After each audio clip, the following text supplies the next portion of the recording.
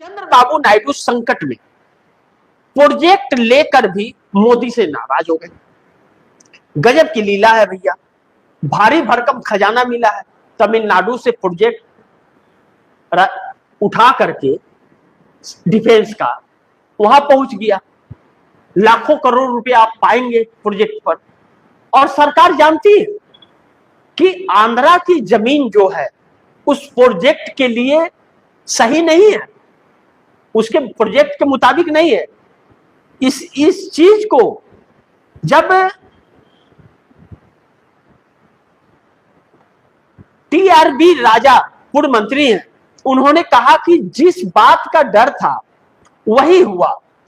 क्या राष्ट्रीय रक्षा के रणनीतिक निवेश अब राजनीति आधार पर तय होंगे? राष्ट्रीय रक्षा की बात है और राजनीतिक आधार पर यह तय किया गया आंध्र प्रदेश ले जाने का तमिलनाडु से, जबकि 100 एकड़ जमीन तमिलनाडु सरकार ने दे दी थी। आंध्र प्रदेश का नया स्थान तकनीक रूप से बिल्कुल बेहतर नहीं है। आंध्र प्रदेश का जिस स्थान को दिया जा रहा है वह तकनीक रूप से उस प्रोजेक्ट के लिए सही नहीं है। यह प्रोजेक्ट सिर्फ इसलिए आंध्र प्रदेश गया क्योंकि वहां केंद्र सरकार को समर्थन देने वाले चंद्रबाबू नायडू बैठे हैं और वह नाराज है मोदी सरकार से।